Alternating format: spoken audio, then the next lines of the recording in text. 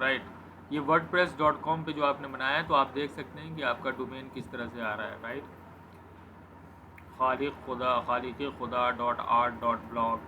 तो wordpress.com self hosted website बनती है इस पर, लेकिन यहाँ पे कस्टमाइजेशन का ऑप्शन कम रहता है। तो मैंने आपसे कहा था कि होस्टिंग और डोमेन लेके करने के लिए तो आपको या तो फ्री होस्टिंग यूज़ करनी पड़ेगी, जो कि प्रो फ्री होस्ट जो मैंने कहा था, ये मैं चैट बॉक्स में डाल रहा हूँ। ये मैंने कल अकाउंट बना के दिखाया भी था आप लोगों को, तो प्लीज़ वहाँ पे बनाएं वेबसाइट। profreehost.com पे फ्री अकाउंट क्रिएट करके वहाँ पे ऑलरेडी इंस्टॉल्ड आता है wordpress.org और wordpress.com, दोनों में बहुत फ़र्क है। तो अगर आपको कस्टमाइजेशन करना है जिस हिसाब से मैंने बताया है तो आप ज़रूर या तो होस्टिंग और डोमेन ख़रीदें या फिर प्रो फ्री होस्ट से प्रैक्टिस के लिए यहाँ पे अकाउंट बनाकर आप वर्डप्रेस वो कर सकते हैं, इंस्टॉल कर सकते हैं। ऑलरेडी इंस्टॉल आता है ये। कल मैंने दिखाया था यहाँ पे अकाउंट बना के, राइट।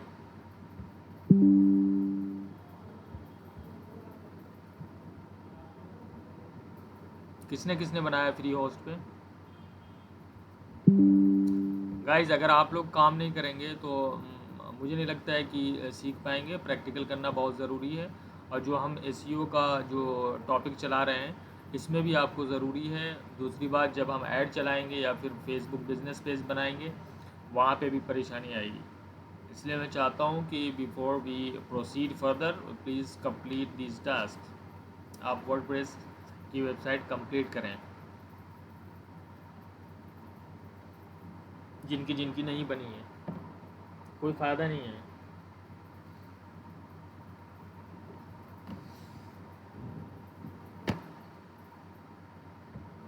ठीक है, सिर्फ देख लेने से या फिर वीडियो देख लेने से आप नहीं सीख पाएंगे।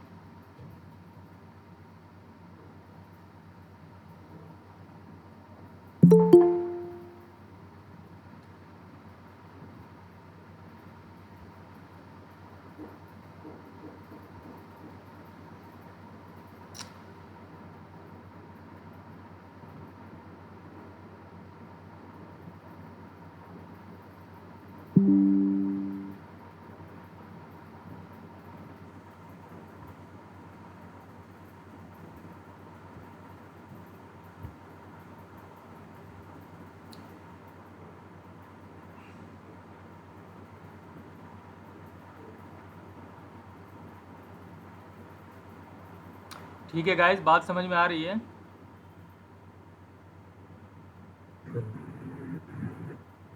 जब तक आप लोग काम नहीं करेंगे तब तक बात समझ में आएगी नहीं और सही से आप सीख नहीं पाएंगे। इसलिए मैं आप लोगों से रिक्वेस्ट करता हूं कि आप लोगों को जो भी बताया जा रहा है या फिर एसईओ वगैरह सीखना है तो ये ज़रूरी है कि आप अपनी वेबसाइट क्रिएट करें पहले।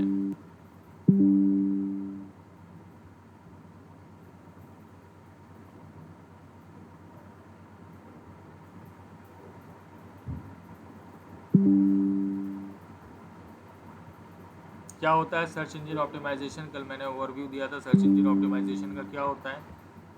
Can somebody repeat it?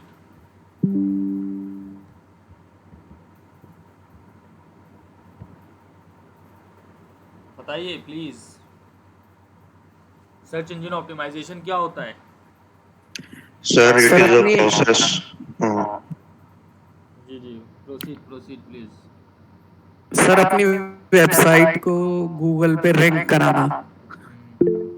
अच्छा, sir it is a process to increase the quality and quantity of traffic on a web page.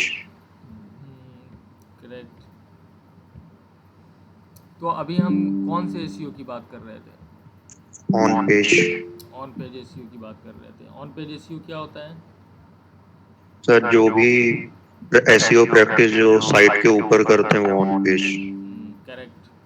Site के ऊपर जब आप लॉगिन करते हैं, राइट, उसके अंदर जो भी है वेब पेजेस हैं, पोस्ट हैं, उन सबको ऑप्टिमाइज़ करते हैं, इमेज को कंप्रेस करते हैं, यूआरएल ठीक करते हैं, पेज स्पीड को बढ़ाते हैं, वेबसाइट की स्पीड को बढ़ाते हैं, तो ये सारी इंटरनल लिंकिंग करते हैं। तो ये सारी चीज़ें क्या हैं, ये सारी चीज़ें ऑन पेज एसईओ का पार्ट हैं और ये बहुत इम्पोर्टेंट फैक्टर है पेज को रैंक कराने का, वेबसाइट को रैंक कराने का, राइट।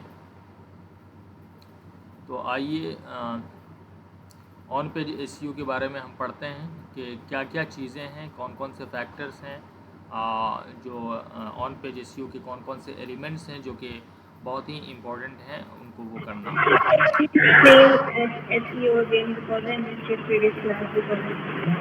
सॉरी अनुष्का, आपकी आवाज़ साफ नहीं आ रही, ब्रेक हो रही है।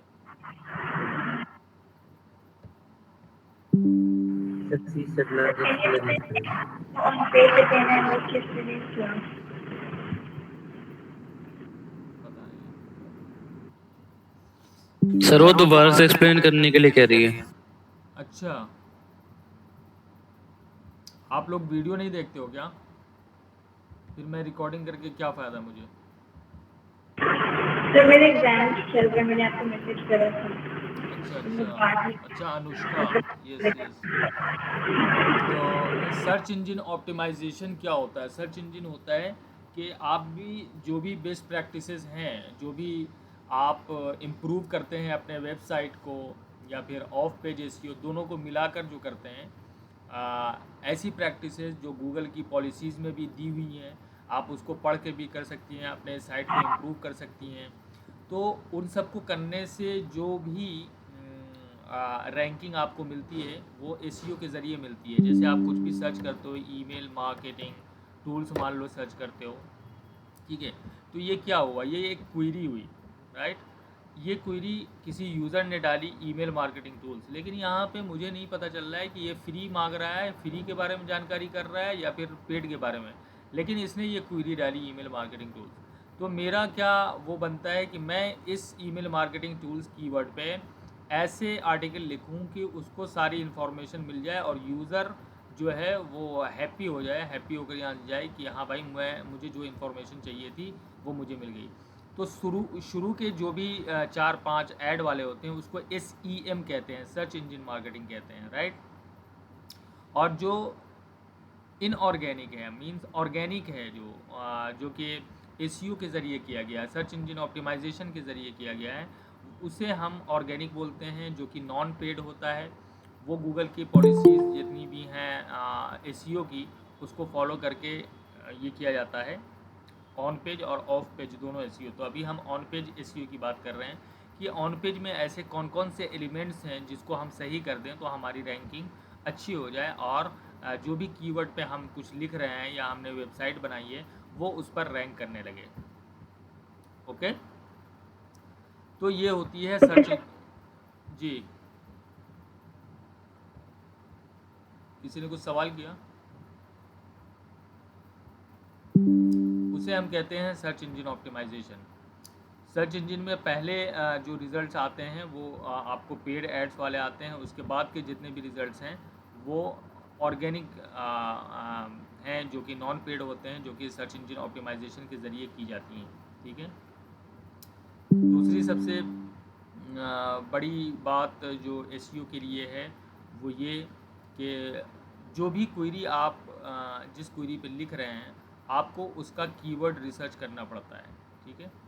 कीवर्ड रिसर्च करने के बाद ही आप जो भी गूगल पे कुछ भी हम लिखते हैं, पहले हम उसको रिसर्च करते हैं कि उसका कितना मंथली ट्रैफिक है। मान लीजिए ऊबर सजेस्ट वगैरह है, ये फ्री कीवर्ड टूल्स हैं।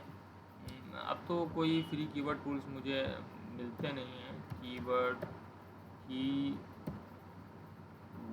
टूल .io ये भी मेरा ख्याल से फ्री नहीं है।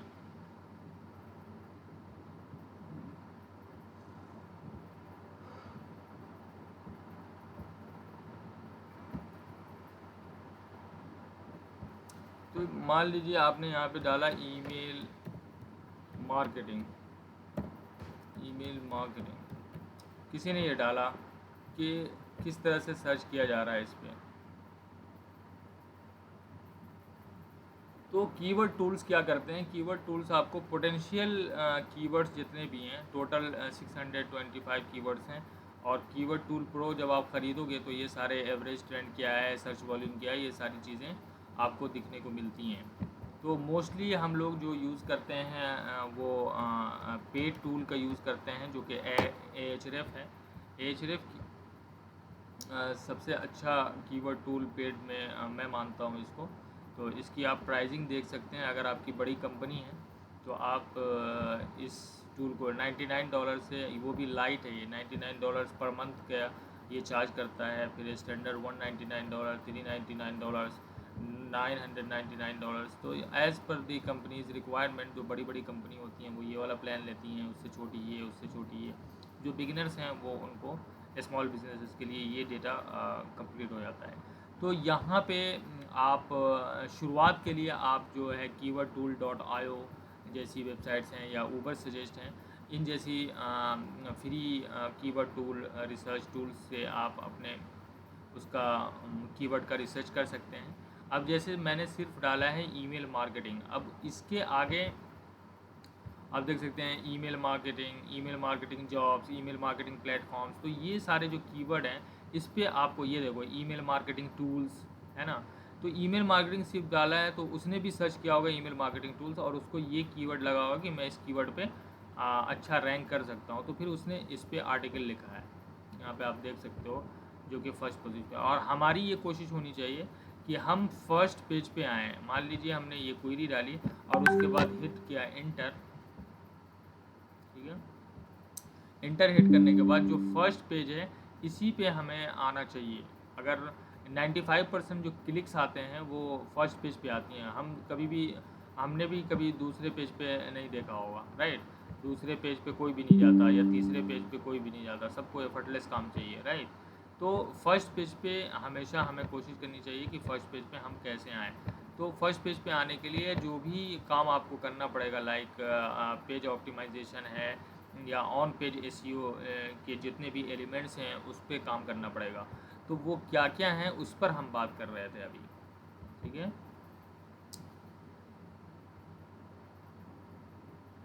तो जो ऑन पेज एसईओ है उसमें हम ऐसा क्या क्या करें कि हमारा जो पेज है वो रैंक करने लगे, ठीक है। तो पहला क्या आता है, टाइटल टैग्स। टाइटल टैग्स क्या कहते हैं, title tags appears with in the search engine result below the URL but above the Meta description. आप यहाँ पे देख सकते हो, कुछ भी आप सर्च करोगे यहाँ पे ईमेल मार्केटिंग टूल्स पे, अगर मैं सर्च किया है तो आप देख सकते हो कि पहला जो रिज़ल्ट है ऑर्गेनिक का, वो किसका है, तो ये थर्ड पेज है। फर्स्ट पेज पे हम आते हैं, जो पहला रिज़ल्ट है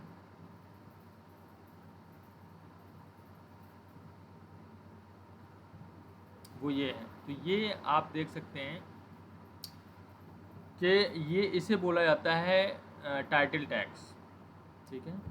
उसके बाद आप ये देख सकते हो, ये जो यूआरएल होता है उसके जस्ट बिलो जो आप हेडलाइन देख रहे हो एक, वो होता है टाइटल टैग्स, और ये इसको क्लिक करके आदमी उस पर चला जाता है। उसके बाद ये जो है ये चीज़, ये मेटा डिस्क्रिप्शन कहलाती है, जो कि डिस्क्रिप्शन है कि इस आर्टिकल में क्या लिखा गया है, ठीक है। तो इसे हम बोलते हैं टाइटल टैग्स। इस तरह से मैंने उसका इमेज एक डाल दिया है यहाँ पे, ये देखिए, ठीक है। ये जो यूआरएल है उसके नीचे जो टाइटल है वो टाइटल टैग्स कहलाता है, और उसके नीचे क्या है, वो मेटा डिस्क्रिप्शन है कि पोस्ट किस चीज़ के बारे में। तो जो टाइटल होता है आपके ब्लॉग पोस्ट का या फिर आपके वेबसाइट का, वो H1 टैग में होता है, H1 टैग। और जो वर्डप्रेस वेबसाइट होती हैं, जैसे मेरी वेबसाइट है, जैसे मैंने आपको बताया कि वर्डप्रेस वेबसाइट आप लोग करें, तो मान लीजिए कि मेरा एक पोस्ट है,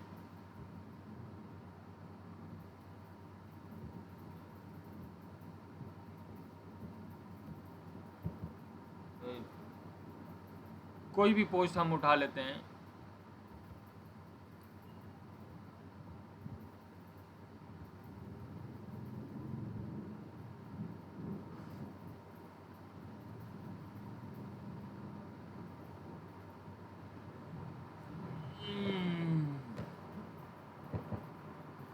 कोई भी पोस्ट हम उठा लेते हैं, तो यहाँ पे आप देखिए कि मैं क्लासिक एडिटर का यूज़ कर रहा हूँ अभी, ठीक है। तो यहाँ पे जो टाइटल का हेडलाइन आ रहा है यार, ये टाइटल है, राइट। यहाँ पे हटा दिए, देखिए ऐड टाइटल का ऑप्शन आ रहा होगा आप लोगों को, ठीक है। तो ये टाइटल, ये जो आता है आपका यहाँ पे, ये वही टाइटल है जो यहाँ पे आता है। तो H1 टैग, H1 मतलब हेडलाइन 1 टैग जो है वो अगर आप वर्डप्रेस का यूज़ कर रहे हैं तो ये टाइटल ही H1 टैग है, ठीक है। तो क्या कह रहा है, wrap your blog post title in H1 tag. So most platforms like WordPress automatically add the H1 tag to your blog post title. If that's the case, you are all set. So you do not have to add the H1 tag on your title if you are using WordPress. तो WordPress में आपने title लगा दिया, that is H1 already. उसके बाद तो इसको क्या कहा जाता है, H1 टाइटल, ठीक है।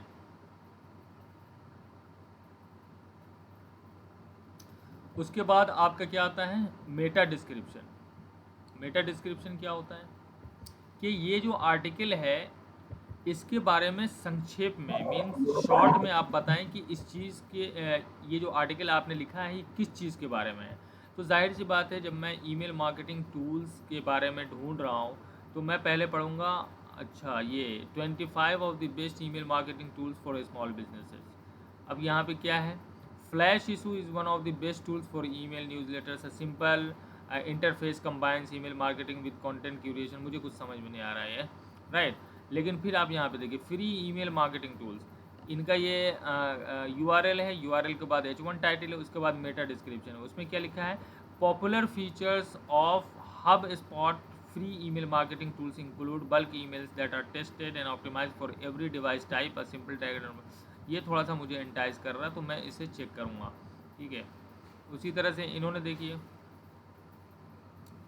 हब स्पॉट, सारे के सारे हब स्पॉट वाले अभी यहाँ पे वो कर रहे हैं, ठीक है। 20 best email marketing tools 2022 email analytics. The best email marketing tools Mailchimp made a name for itself in the email marketing world a long time ago is because. तो ये जो है ये मेटा डिस्क्रिप्शन है कि ये जो आर्टिकल लिखा गया है वो किस बारे में लिखा गया है। तो इसको जितना बेहतर, जितना इंटाइसिंग, जितना अट्रैक्टिव बनाओगे, क्लिक रेट आपका उतना ज़्यादा बढ़ेगा, राइट गाइज। तो इसको कहा जाता है H1 टैग। अब इसके लिए क्या है, कुछ किसी आर्टिकल पे आपने देखा होगा कि ये कट हो जा रहा है। एक मिनट मैं दिखाता हूँ आपको। मीन्स ये जो टाइटल टैग लिखा हुआ उसके बाद डॉट डॉट डॉट आने लगता है, राइट। अभी मैं आपको दिखाता हूँ, इस वाले पेज पे तो नहीं है बट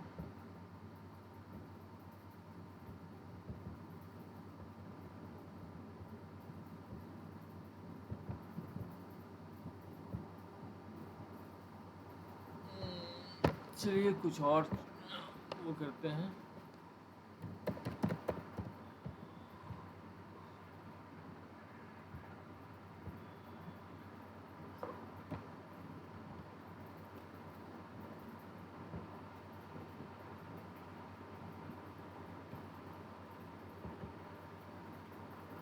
यहाँ पे देखो, how to start a blog in 2022 easy guide to create a blog for. अब ये यहाँ पे डॉट डॉट डॉट है, तो जाहिर सी बात है अगर ये रैप अप नहीं होगा, ऐसा नहीं होगा, मीन्स ये आगे पढ़ने के लिए कुछ बच रहा है इसका मतलब, ठीक है। तो ऐसा हमको नहीं क्रिएट करना है, राइट। हमें ऐसे ऐसे टाइटल बनाने हैं जो यहाँ पे पूरा हो जाए। ये 50 मेरा ख्याल से 51 कैरेक्टर्स में ये होता है। 60 कैरेक्टर्स से ज़्यादा आप यहाँ पे नहीं यूज़ करो। 51 to 55 कैरेक्टर्स में आप रैपअप कर दो। तो उसके लिए आप किस टूल का यूज़ कर सकते हो, उस टूल के बारे में मैंने यहाँ पे लिख दिया है कि आप परफेक्ट टाइटल टैग किस तरह से यूज़ कर सकते हो। तो यहाँ पे जब आप जाओगे, ठीक है, तो वो आपको प्रीव्यू करवा देता है कि आपका टाइटल टैग क्या उससे बाहर है। लाइन से अगर बाहर हो रहा होगा तो ये बता देगा what is a title tag. अब यहाँ पे अगर मैं लिखूँ how to start a blog in 2022, definitive guide for beginners. ठीक है, अब मैं यहाँ पे लिखूँगा, उसके बाद चेक करूँगा। ये देखो बिल्कुल परफेक्ट आ रहा है, राइट। लेकिन अगर मैं इसको और बढ़ा देता हूँ, मान लीजिए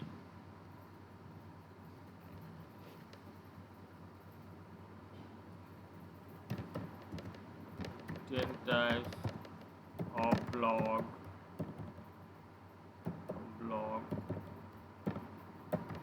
that will make you money, right?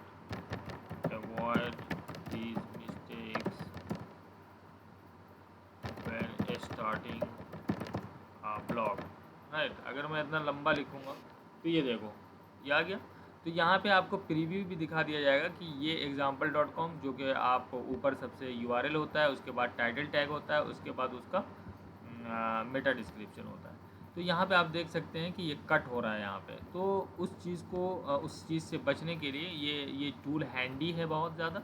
तो इसका आप यूज़ कर सकते हैं कि जब भी आप कोई पोस्ट लिखें, राइट, या कोई पेज बनाएं, तो उसका जो टाइटल है उसका आप यहाँ पे चेक कर सकते हैं कि क्या वो फिट आ रहा है या नहीं आ रहा है। अगर नहीं आ रहा है तो उसे चेंज करने की कोशिश कीजिए। ठीक है गाइज, तो इसे हम बोलते हैं टाइटल टैग्स। तो इसे भी हमें ध्यान में रखना है, उससे भी सर्च इंजन पे फ़र्क पड़ता है और रैंकिंग पे फ़र्क पड़ता है। ठीक है, great tweet, a great title tag is like a great tweet, it has an it factor, right. 60 characters में किस तरह से ट्वीट किया जाता है, वहाँ पे ट्वीट करना भी एक बहुत बड़ा कला है, एक स्किल है कि उतने कम वर्ड्स में 60 कैरेक्टर्स मेरे ख्याल से होता है, राइट। 60 या 120 characters, I don't no. But जिस तरह से ट्वीट शॉर्ट में लिखा जाता है और पूरी बात कह दी जाती है, उसी तरह से टाइटल टैग में भी आपको उसी तरह से करना है कि टाइटल आपका ऐसा होना चाहिए कि लोग उस पर क्लिक करें। ठीक है, उसके बाद यहाँ पे मैंने कुछ आप लोगों को वो दे दिया है कि use the language of your target audience using the exact match keyword if possible, right. Exact match keyword क्या होता है कि जिस भी चीज़ के बारे में आप लिख रहे हैं, मान लीजिए how to start a blog लिख रहे हैं, तो ये जो how to start a blog है ये उस टाइटल में आना चाहिए। ये जो टारगेट ऑडियंस, आप जिस ऑडियंस को टारगेट कर रहे हैं उसके लिए वो कीवर्ड मैच करना चाहिए। अगर उसको आप इंक्लूड कर रहे हैं तो ये भी फ़र्क पड़ता है उससे। ठीक है, speaks to the search intent of your target audience.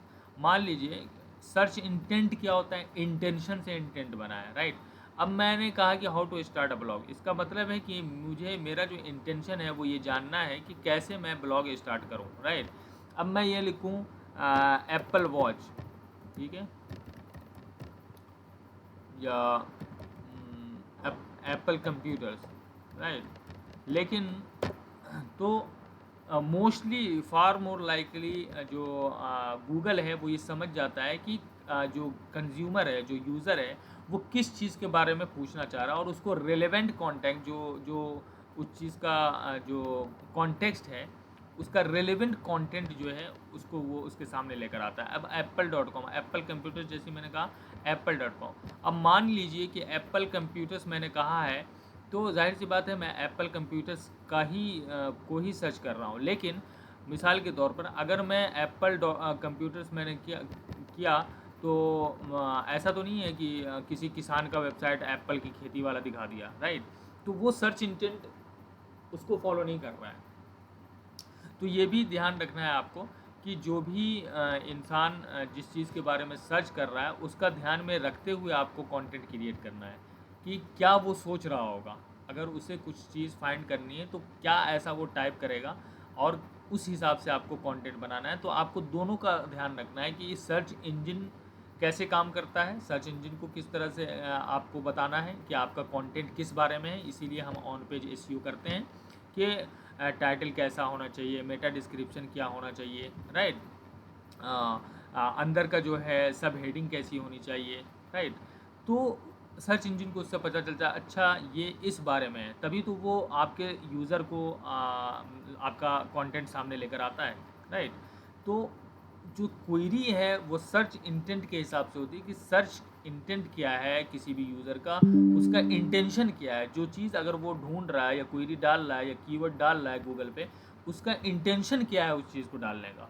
तो उस तरह के कंटेंट, ऐसा नहीं है कि किसी भी चीज़ के बारे में आपने कंटेंट लिख दिया। You have to research about it कि what users are typing on Google and you have to present them the right answer, right, relevant content, right. उसके बाद क्या है, headings. Headings that say it all. अब वो heading चाहे main heading हो या फिर सब हेडिंग हो, दैट डजेंट मैटर। हेडिंग से आपका सारी चीज़ें पता होना चाहिए कि हेडिंग से उसके अंदर कंटेंट क्या है, राइट। उसका जो कंटेंट है, अब जैसे मैंने ये इसको सब हेडिंग 2 डाला है, राइट। हेडिंग 2 है या हेडिंग 1 है, हेडिंग 3 है, हेडिंग 4 है। अब इसके अंदर भी कोई अगर बात मुझे कहनी होती, कोई और हेडिंग होता, तो मैं उसे हेडिंग 3 में प्लेस करता, राइट। तो हेडिंग 1, हेडिंग 2, इन सब का बहुत ही ध्यान रखना है कि किस चीज़ के बारे में है और क्या कहना चाह रहा है राइटर, ठीक है। तो हेडिंग आपका ऐसा होना चाहिए जो हेडिंग में ही बता दे कि कंटेंट किस चीज़ के बारे में है, right. Putting your target keyword in your heading and sub heading is an important factor to let search engine know about your content. अगर आप हेडिंग में सही से कीवर्ड को नहीं डालोगे या कीवर्ड नहीं रहेगा उसके अंदर, तो सर्च इंजन को कैसे पता चलेगा कि भाई ये कंटेंट जो है उस बारे में है। वो सिर्फ क्या करता है, स्कैन करता है। वो बॉट है, वो मशीन है। तो मशीन क्या करते हैं, मशीन सिर्फ चेक करेंगे, तो वो सिर्फ स्कैन करेगा कि ये हेडिंग 1 है, ये हेडिंग 2 है, लेकिन हेडिंग 1 में क्या कहा जा रहा है, हेडिंग 2 में क्या कहा जा रहा है। तो उसे उसी चीज़ से पता चलता है कि अच्छा ये कंटेंट इसके बारे में है। फिर वो सर्च इंजन यूज़र का चेक करता है, उसके बाद वो कंटेंट उसके सामने लेके आता है, ठीक है। तो हेडिंग और सब हेडिंग बिल्कुल अच्छे से। Rich content no matter the length. जैसा कि मैंने आपको बताया कि content is king, right. Content king है गूगल पे, सर्च इंजन पे। If you write good content, Google loves it और आपके वेबसाइट को रैंक करेगा वो। तो आपको बेहतर से बेहतर कंटेंट लिखना है। किसी भी चीज़ के बारे में आप कंटेंट लिख रहे हो, आप ये इंश्योर करो कि आपका कंटेंट जो आपका कॉम्पिटिटर है उससे ज़्यादा बेहतर कंटेंट है, ठीक है।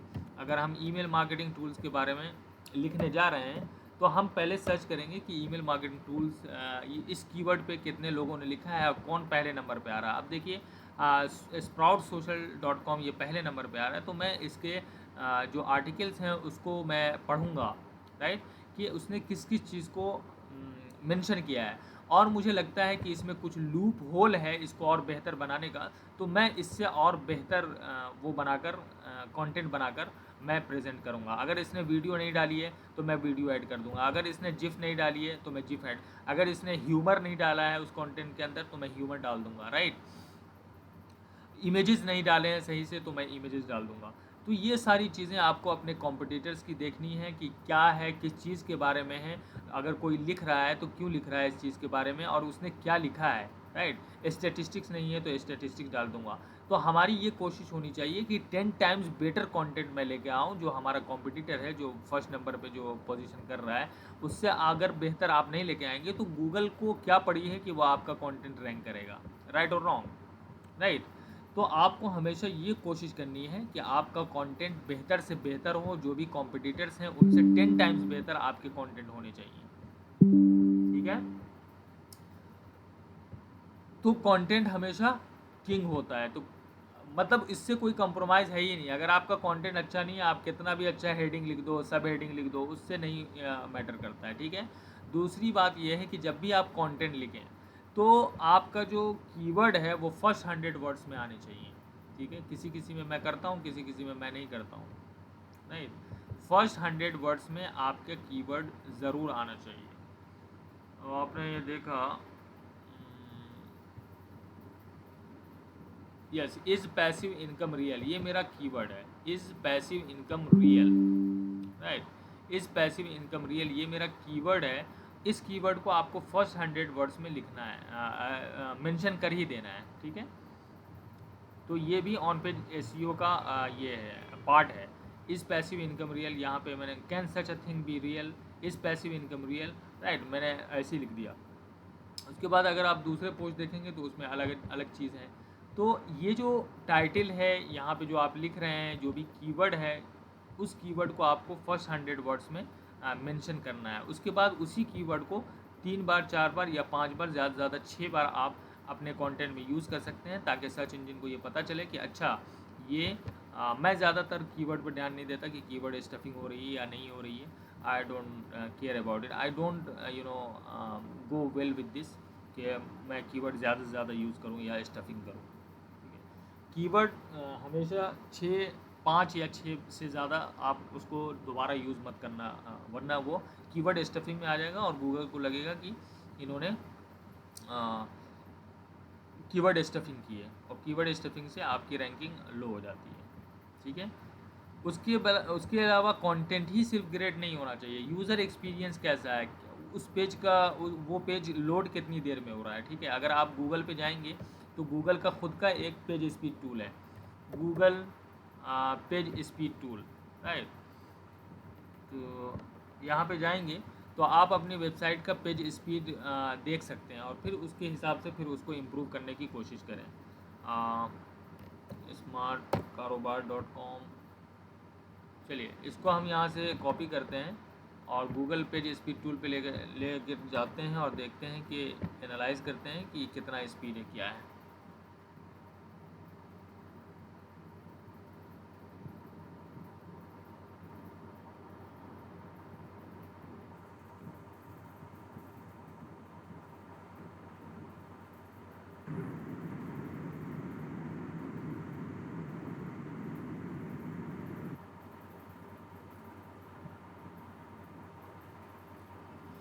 देख सकते हो आप परफॉर्मेंस 67, 100 में से मुझे 67 मिला है इस वेबसाइट के लिए। डेस्कटॉप पे अगर आप जाएंगे तो ये 92 है, मीन्स सही है, ठीक ठाक है। ठीक है, अच्छी स्पीड है। 3 सेकेंड 4 सेकेंड या 5 सेकेंड, इससे ज़्यादा आपका लोड नहीं होना चाहिए वेबसाइट। अगर इससे ज़्यादा स्पीड कम होती है तो फिर आपका जो है रैंकिंग में परेशानी आएगी, प्रॉब्लम आएगी। तो हमेशा यूज़र एक्सपीरियंस कैसा है, किस तरह से आपने इमेजेस डाले हैं या किस तरह से नेविगेशन डाली है अपने वेबसाइट की। बाउंस रेट क्या होता है कि कस्टमर आया, मान लीजिए हमारी वेबसाइट हमारे स्मार्ट कारोबार पर उसने ये खोला, अगर ये मुझे बस लोडिंग ही दिखाता रहेगा तो जाहिर सी बात है मैं कट करके ऑफ हो जाऊंगा। तो इसे बोला जाता है बाउंस रेट। तो बाउंस रेट कितना है ये भी डिपेंड करता है कि आपके पेज पर लोग रुक रहे हैं, उसे पढ़ रहे हैं या नहीं पढ़ रहे हैं। ठीक है, अगर मैं किसी आर्टिकल को पढ़ रहा हूँ तो गूगल ये भी पता लगा लेता है कि आप कितनी देर रुके हैं, फिर उसके बाद वो एवरेज रीडिंग टाइम या एवरेज टाइम स्पेंट वो निकाल लेता है यूज़र का। उसके हिसाब से फिर वो गूगल एनालिटिक्स का हिस्सा है, वो वहाँ पे आपको पता चल जाएगा। ठीक है, गूगल एनालिटिक्स में अगर आप जाएंगे, let me enter Google analytics.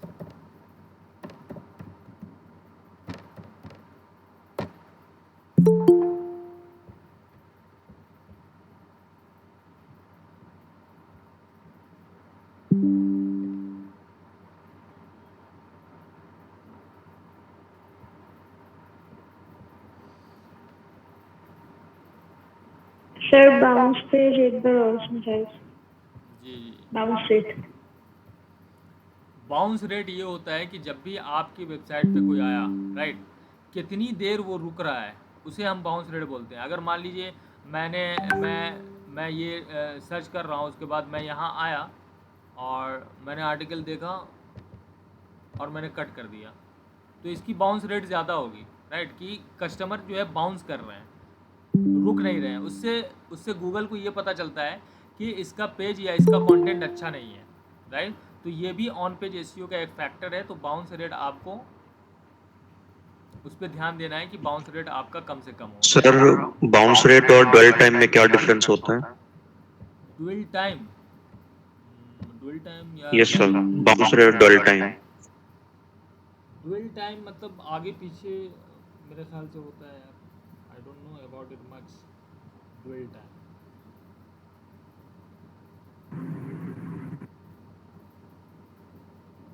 ये मैंने उसमें सुना था क्या कहते हैं, ये देखो बाउंस रेट आपका यहाँ पे रिपोर्ट्स में आओ,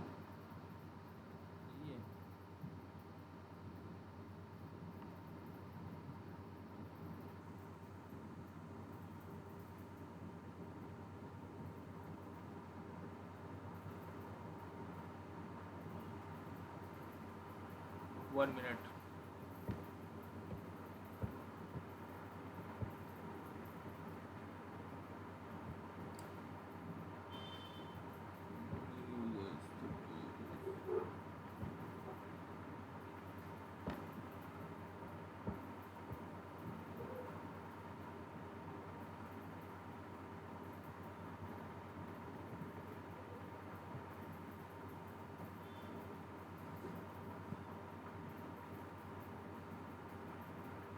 मेरे वेबसाइट का ज़्यादा डेटा है ही नहीं,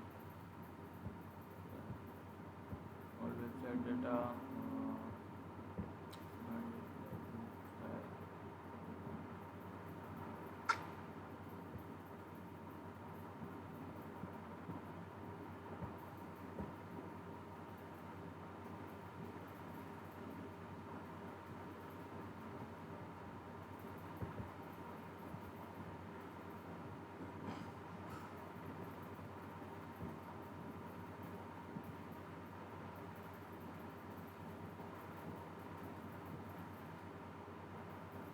यहाँ पे आपको सब कुछ दिखा देगा कि कितने यूज़र्स हैं, न्यू यूज़र कितने हैं, एवरेज इंगेजमेंट टाइम कितना है, टोटल रेवेन्यू कितनी है, वो सारी चीज़ें यहाँ पे आपको दिखाई देंगी।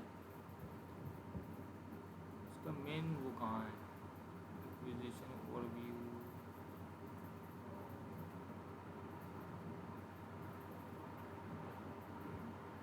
यूज़र एक्विजिशन,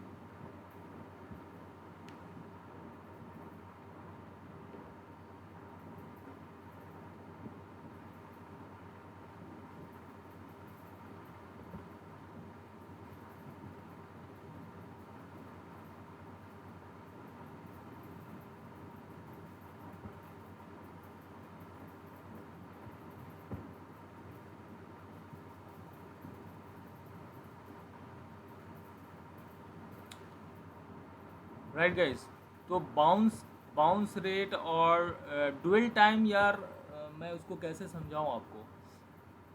वो ये है कि जब भी मैं कोई सर्च क्वेरी डाल रहा हूँ, मान लीजिए ईमेल मार्केटिंग टूल्स डाल रहा हूँ, right Aditya, email marketing tools डाल रहा हूँ, अब मैं इस पर गया, अब मैं जब तक एनालाइज कर रहा हूँ कि ये मेरे लिए सही है या नहीं है, आई मीन ये आर्टिकल मुझे पढ़ना है या नहीं है, before going back to the search result, फिर से मैं कोई सर्च क्वेरी डालूँ, ठीक है, उतने टाइम में जो टाइम है उसको हम डुअल टाइम कहते हैं।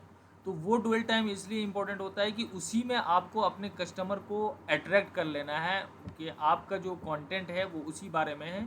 तो वो सर्च इंटेंट जो आपका होता है उसके हिसाब से होता है। अगर सर्च इंटेंट के हिसाब से आपने कंटेंट लिखा है तो डुअल टाइम आपका नहीं होगा। अगर आपने सर्च इंटेंट के हिसाब से लिखा है, ठीक है, तो जाहिर सी बात है कि आपका क्या नाम है, आपका जो क्लिक रेट है वो बढ़ जाएगा, राइट। तो इन दोनों में यही डिफरेंस है। बाउंस रेट ये है कि आपके पेज को मैंने खोला और मैंने चेक किया और फिर मैं भाग गया, राइट। लेकिन डुअल टाइम ये होता है कि मैंने हेडलाइन ही देखा और मुझे लगा कि नहीं यार ये वाला आर्टिकल मेरे लिए नहीं है, I am going back, I am checking another thing, right. तो वो टाइम जो होता है उसे हम डुअल टाइम बोलते हैं। Got it.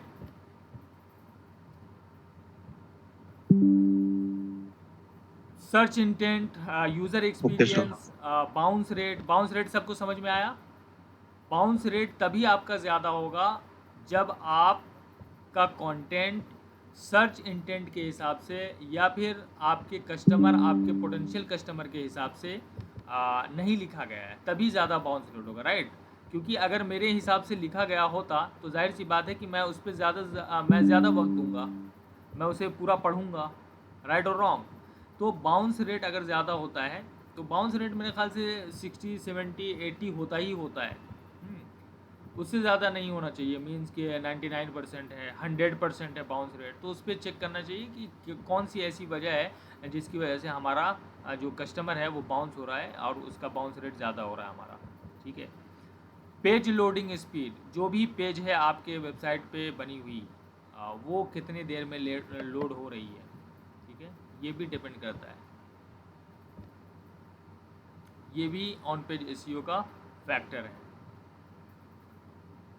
ये देखिए, ये वेबसाइट अभी अंडर कंस्ट्रक्शन है या अभी बन ही रही है, तो ये देखिए कितनी देर में लोड हुआ ये भी डिपेंड करता है, ठीक है। पेज आपकी जो भी पेजेस हैं आपके वेबसाइट पे कितनी देर में लोड हो रही है ये, राइट गाइस। तो इन सब पे ध्यान देना है कि किस तरह से उसको हम बढ़ा देंगे। तो हम बेसिकली जब हम काम कर रहे होते हैं वर्डप्रेस पे, तो इतना अगर टेक्निकल हमें चीज़ नहीं समझनी है तो हम क्या करते हैं, हम प्लगइन्स का यूज़ करते हैं। तो प्लगइन्स में आप देख सकते हैं इंस्टॉल्ड प्लगइन्स में मैंने एक प्लगइन इंस्टॉल कर रखा है WP रॉकेट, ठीक है।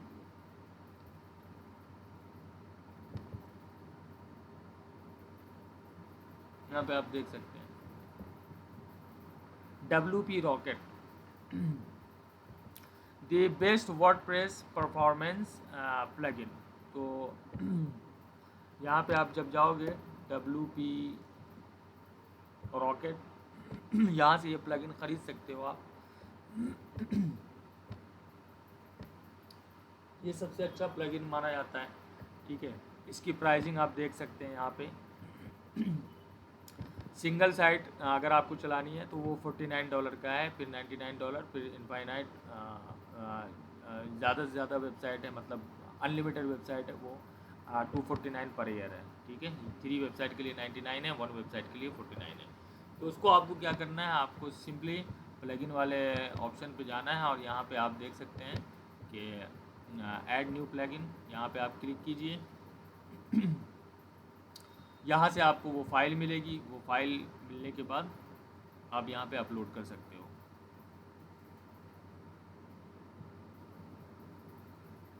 ये देखो अपलोड का आ गया। तो वो जो जिप फाइल मिलती है यहाँ पे चूज़ फाइल करके आप अपने कंप्यूटर से वो करके यहाँ पे इंस्टॉल कर सकते हो, ठीक है गाइस। तो क्लिक थ्रू रेट क्या होता है, मीन्स कोई भी मैंने कोई भी चीज़ सर्च की, राइट, तो मैंने हेडलाइन पढ़कर या फिर मेटा डिस्क्रिप्शन पढ़कर मैंने किस आर्टिकल को ज़्यादा क्लिक किया है, ठीक है। अगर इस आर्टिकल पे ज़्यादा क्लिक आ रही है तो क्लिक थ्रू रेट इसका ज़्यादा होगा, राइट, कि इस पे ज़्यादा लोग क्लिक कर रहे हैं, ठीक है। तो उसी को बोला जाता है क्लिक थ्रू रेट, कि कितने लोग उस पर क्लिक कर रहे हैं। उसी से पता चलता है कि आपकी क्लिक थ्रू रेट कितनी है, कितनी ज़्यादा है। और यहाँ पे लोग स्प्लिट टेस्टिंग भी करते हैं कि अच्छा ये वाला हेडलाइन चेक करके देखता हूँ इस पर कितनी क्लिक्स आ रही हैं, फिर उसको चेंज करके देखते हैं कि अच्छा इस पर कितनी क्लिक आ रही है। तो इन सब चीज़ों को भी देखना पड़ता है, right guys. Internal links with optimised anchor text, ये क्या होता है,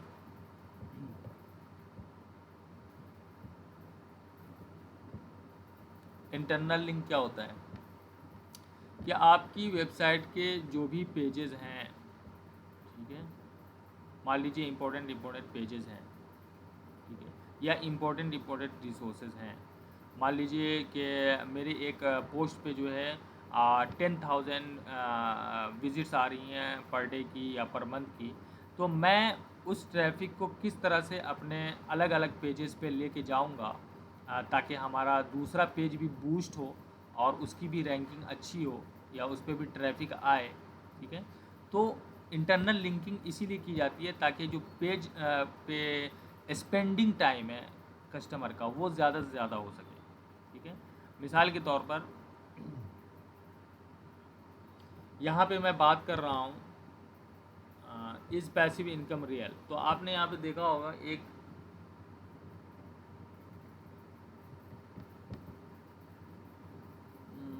एक मैंने यहाँ पे मैंने बोला the answer is no, there is no such thing as true passive income even though even money we know to be earned passively such as rent payments or dividends on stocks require you to work hard initially when you first set them up.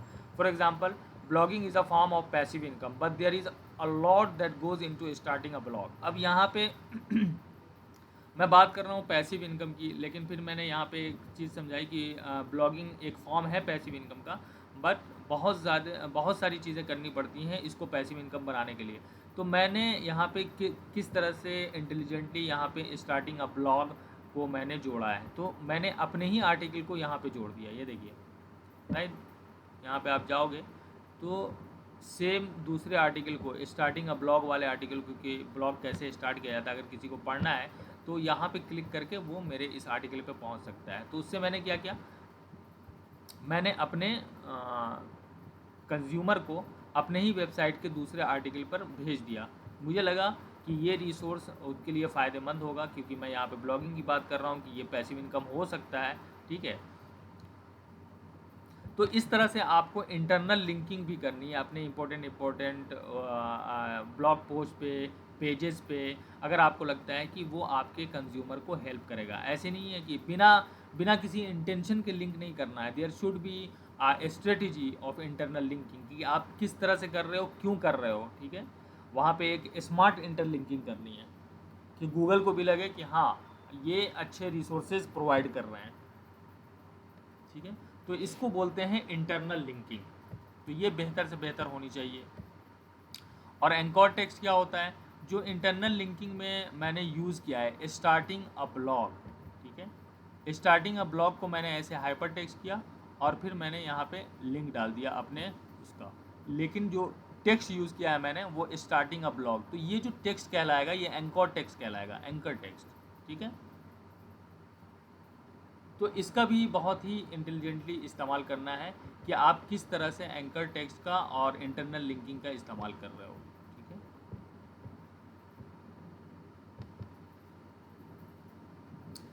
है। ये बहुत ज़रूरी होता है, internal linking और outbound link दोनों ही बहुत ज़रूरी होते हैं, ऑन पेज एसईओ के बहुत ही इंपॉर्टेंट फैक्टर्स में आते हैं। So do not miss this step. इसलिए मैं आपसे कह रहा हूँ कि पहले आप ब्लॉग बनाओ या फिर वेबसाइट बनाओ, उसके बाद हम फिर उस पर बात करेंगे, ठीक है।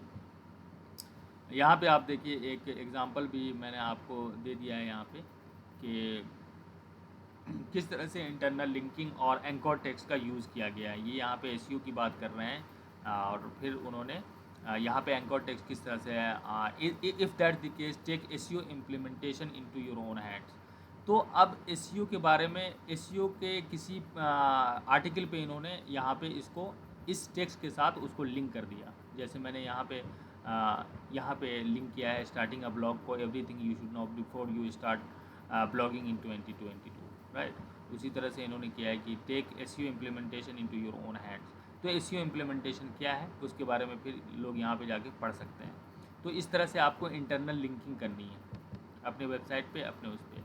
On page eat signals, eat signals जानते हैं आप लोग क्या होता है? ईट क्या होता है? ये गूगल की अभी नई पॉलिसी आई थी 2020 या 21 में। कब आई थी आदित्य? ये से इसके बारे में नहीं पता मुझे। अच्छा, ईट सिग्नल क्या होता है? ईट होता है एक्सपर्टीज, ऑथोरिटेटिवनेस एंड ट्रस्टवर्दीनेस। इसका मतलब ये हुआ कि आप जिस चीज़ के बारे में लिख रहे हैं उसमें आपका एक्सपर्टीज़ कितना है। मिसाल के तौर पर अब तक ये होता आ रहा था कि जितने भी लोग हैं कुछ भी किसी भी चीज़ पे ब्लॉग स्टार्ट कर दे रहे हैं। मान लीजिए I am not a health professional, I am not a medical practitioner, but मैं लिख रहा हूँ कि how to you know how to reduce weight, right. और मैं उसमें डिफरेंट उसकी बात कर रहा हूँ, पिल्स की बात कर रहा हूँ या मेडिसिन की बात कर रहा हूँ। लेकिन गूगल को या आप जो गूगल पे यूज़र आ रहे हैं वो सर्च कर रहे हैं, वो तो यही चाह रहे हैं ना कि मुझे हाई क्वालिटी इन्फॉर्मेशन चाहिए, मुझे ऐसे आदमी से चाहिए जिस पे मुझे ट्रस्ट हो।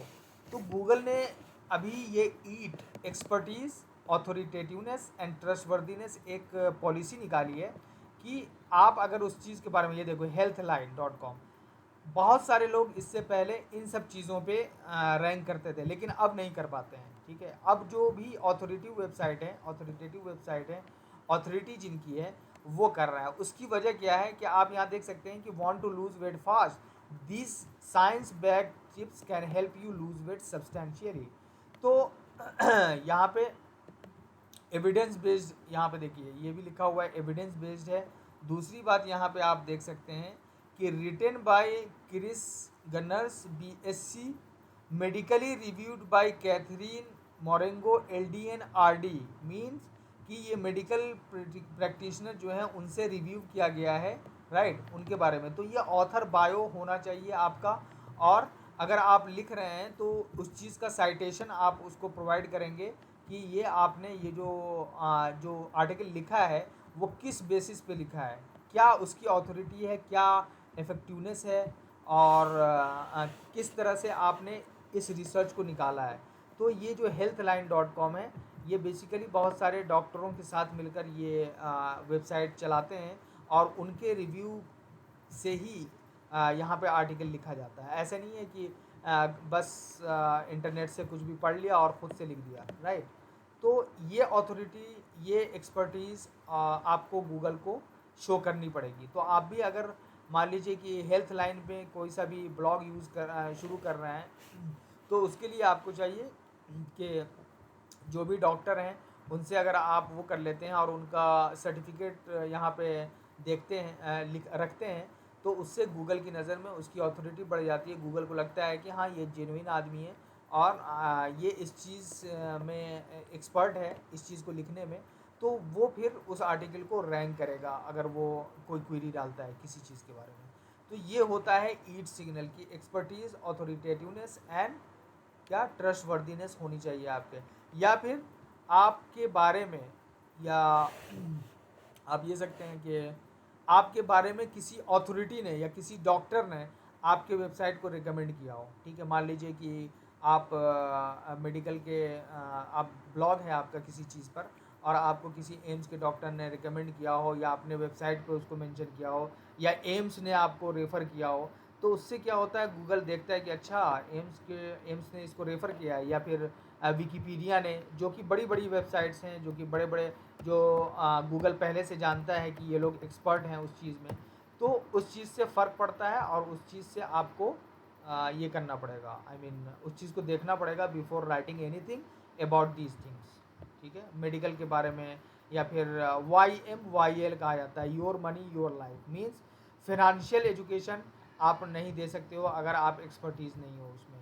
ठीक है, अगर आपकी एक्सपर्टीज़ उसमें नहीं है तो YMYL एक पॉलिसी निकली थी, your money your life, means कि ये जो मेडिकल कंडीशंस होती हैं अगर आप इसके बारे में लिखते हो तो ये लाइफ को डायरेक्टली इम्पैक्ट करता है, राइट।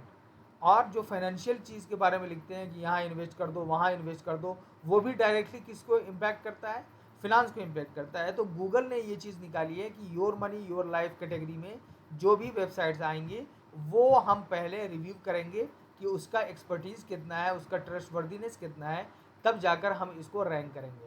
तो जो भी अब ब्लॉगिंग की दुनिया में आ रहे हैं वो हमेशा ये कोशिश कर रहे हैं कि हम इस वाले कैटेगरीज़ में बिल्कुल भी ना जाएं, YMYL वाले कैटेगरी में, your money your life.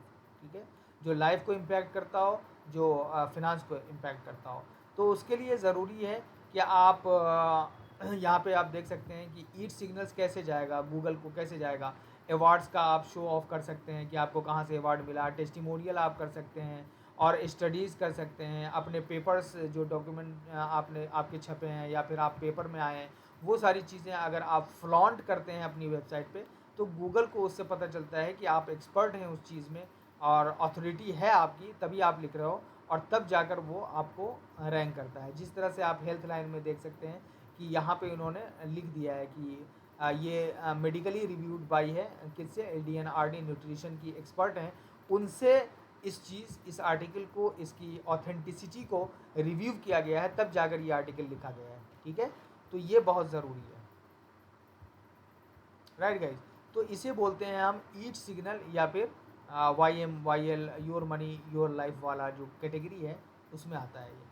Content that answers people also ask and facts, right. Facts क्या है, फ्रिक्वेंटली आस्क्ड क्वेश्चन। तो अगर मैंने ये लिखा कि किस चीज़ पे हम लोग बात कर रहे थे, ईमेल मार्केटिंग टूल्स, राइट। तो चलिए फिर से वहीं चलते हैं। मैंने ये लिखा ईमेल मार्केटिंग टूल्स, ये क्वेरी है। अब इसके ऊपर जितने भी फ्रिक्वेंटली आस्क्ड क्वेश्चन बन सकते हैं या फिर पीपल आल्सो आस्क वाला जो पार्ट है गूगल का, उसका अगर आप आंसर करते हैं, यहाँ पे जब नीचे आएंगे आप तो यहाँ पे देखेंगे पीपल आल्सो आस्क, PAA जिसको कहा जाता है। ठीक है, तो ये जो क्वेश्चन है अगर आप इसके बारे में रिसर्च कर रहे हैं, उसके साथ साथ अगर आप इसका भी आंसर कर देते हैं अपने ब्लॉग में, अपने आर्टिकल में, तो इससे क्या होता है, इससे भी इम्पैक्ट पड़ता है आपके ऑन पेज SEO पर और आपकी रैंकिंग पे। तो ये भी कोशिश करनी चाहिए कि अगर ये कीवर्ड है इस पर हम लिख रहे हैं तो हम इसके यहाँ पे टाइप करेंगे गूगल पे, और पीपल आल्सो आस्क वाला जो पार्ट है उसको भी हम कवर करने की कोशिश करेंगे अपने ब्लॉग में, अपने आर्टिकल्स में। ओके गाइज, तो सर्च क्या होता है? सर्च इंजन रिजल्ट्स पेज, ठीक है। तो क्या कह रहे हैं? Do some research on this search you are targeting. मैंने अभी आपसे कहा कि आप वहाँ पे जाओ, अपना कीवर्ड टारगेट करो, और फिर वहाँ पे देखो कि लोगों ने और क्या पूछा है, फिर उस चीज़ को भी आप उसको मेंशन कर सकते हो। इसका टू द पॉइंट आंसर आप दो, what are the 4 types of email marketing, ये आप बिल्कुल ही संक्षेप Sir, what is में, search? समरी में। जी, Sir, what is search? Search, सर्प, Yes. Yes, sir. सर्प is a search engine result page. ये सर्च इंजन है, राइट। ईमेल मार्केटिंग टूल्स मैंने टाइप किया, राइट। अब मैंने यहाँ पे टाइप करके हिट एंटर किया, तो ये जो रिजल्ट आ रहा है इसको सर्प बोलते हैं। सर्प result means search engine results page, means जब हमने क्वेरी डाली तो उसके ऊपर जो रिजल्ट पेज आया है उसको हम सर्प बोलते हैं। Got it? Yes, sir. जी, यहाँ पे मैं लिख देता हूँ सर्च इंजन रिजल्ट पेज, ठीक है। The first place to look is the people also ask PAA box, an interactive search result that displays a box, right, of questions that other searchers have asked in relation to your original search। जो भी मैंने यहाँ पे email marketing tools का यहाँ पे डाला है, तो उसके अलावा भी जो लोगों ने डाला है वो यहाँ पे आपको यहाँ पे मिल जाएगा, पीपल आल्सो आस्क वाले। उसके बाद जब आप बॉटम में जाओगे तो यहाँ पे भी आपको मिल जाएगा। तो इन सबको भी आप अपने आर्टिकल में अगर टारगेट करते हो तो आपके रैंकिंग के चांसेस हैं वो ज़्यादा हो जाते हैं, ठीक है।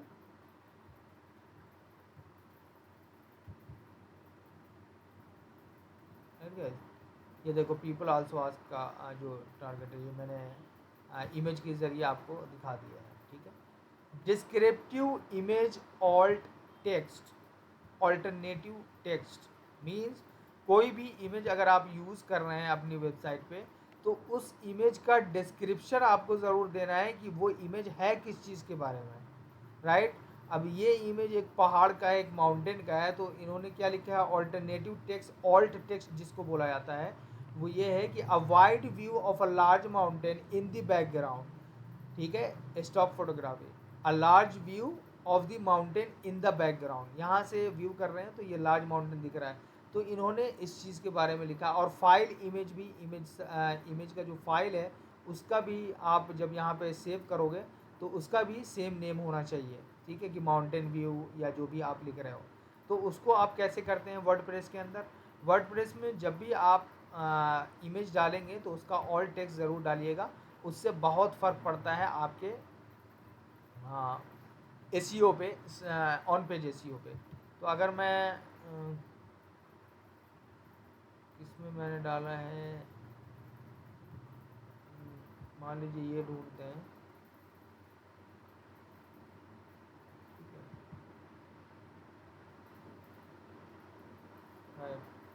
अब यहाँ पे देखिए मैंने कहाँ कहाँ पे इमेज डाला है, ठीक है। ये तो ऐड है, ये देखो ये इमेज मैंने डाला है, ठीक है, ब्लॉगिंग, ठीक है। तो इस पे अगर आप क्लिक करोगे यहाँ पे,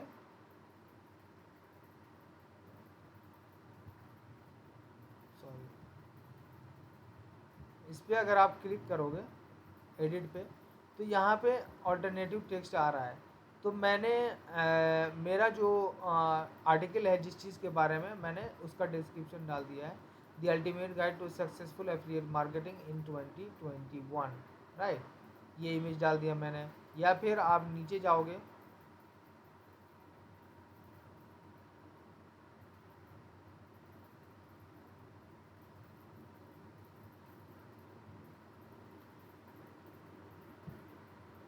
ठीक है, ईमेल मार्केटिंग, ये ईमेल मार्केटिंग के बारे में मैं बता रहा हूँ। तो एडिट नहीं करना है भाई, यहाँ पे देखो ईमेल मार्केटिंग, राइट, यहाँ पे आप मैंने डाल दिया ईमेल मार्केटिंग।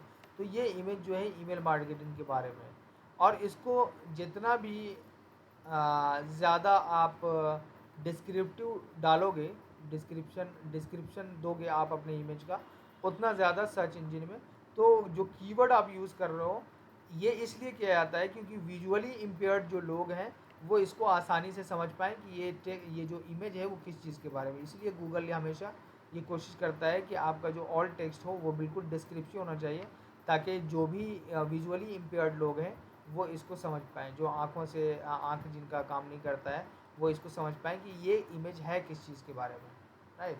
तो उसको जितना डिस्क्रिप्टिव बनाएंगे उतना ज़्यादा आपका पोस्ट रैंक करेगा या आपका कंटेंट रैंक करेगा।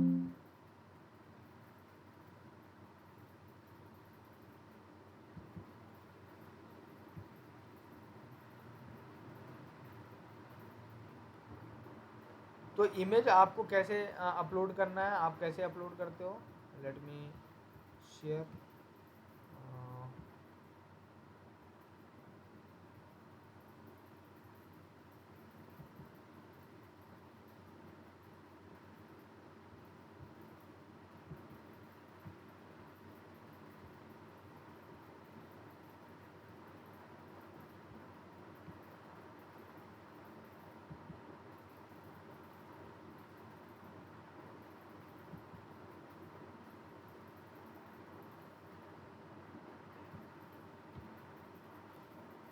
यहाँ पे जाइए, यहाँ पे आप what to know before starting a blog मैंने डाला है। यहाँ पे मैं इसका हेडलाइन भी डाल सकता हूँ कि यहाँ पे मैं ब्लॉगिंग प्लेटफॉर्म के बारे में बात कर रहा हूँ, तो मैं चाहूँगा कि मैं इसके ये हटा के ब्लॉगिंग प्लेटफॉर्म लिख दूँ, ठीक है, ब्लॉगिंग प्लेटफॉर्म्स, उसके बाद अपडेट कर दूँगा, ठीक है। तो डिस्क्रिप्शन आपके इमेज का, आपके हेडलाइन का वो सही होना चाहिए कि इमेज है किस चीज़ के बारे में, नहीं। ये ब्लू होस्ट है, ये यहाँ पे भी मैंने वही डाला होगा।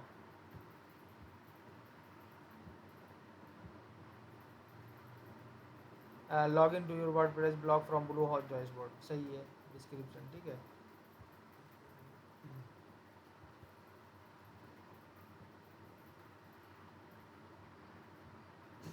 एफिलिएट मार्केटिंग, अब हाँ यहाँ पे देखिए क्या लिखा है मैंने, इस इमेज को कैसे डिस्क्राइब किया है।